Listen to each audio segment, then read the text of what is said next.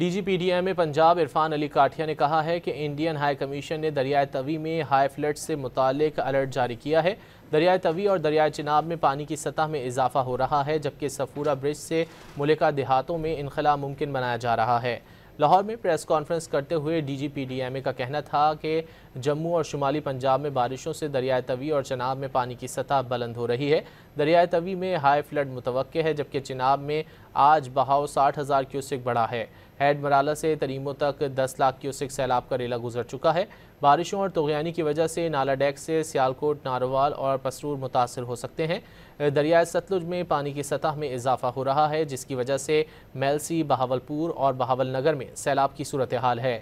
D G P D M کا مزید کہنا تھا کہ ہیڈ صفورہ اگلے 24 گھنٹوں میں بہت اہم ہے، اس سے ملکہ دیہاتوں سے آبادی کا انخلاء ممکن بنایا جا رہا ہے۔ D G P D M Punjab Irfan Ali Kathia نے کہا ہے کہ انڈین ہائی کمیشن نے دریائے توی میں ہائی فلڈ سے متعلق الرٹ جاری کیا ہے۔ دریائے توی اور دریائے چناب میں پانی کی سطح میں اضافہ ہو رہا ہے، جبکہ صفورہ برج سے ملکہ دیہاتوں میں انخلاء ممکن بنایا جا رہا ہے۔ لاہور میں پریس کانفرنس کرتے ہوئے D G P D M کا کہنا تھا کہ جموں اور شمالی پنجاب میں بارشوں سے دریائے توی اور چناب میں پانی کی سطح بلند ہو رہی ہے۔ دریائے توی میں ہائی فلڈ متوقع ہے، جبکہ چناب میں آج بہاؤ 60,000 کیوسک بڑھا ہے۔ ہیڈ مرالہ سے تریمو تک 10 لاکھ کیوسک سیلاب کا ریلا گزر چکا ہے۔ بارشوں اور طغیانی کی وجہ سے نالا ڈیک سے سیالکوٹ، ناروال اور پسرور متاثر ہو سکتے ہیں۔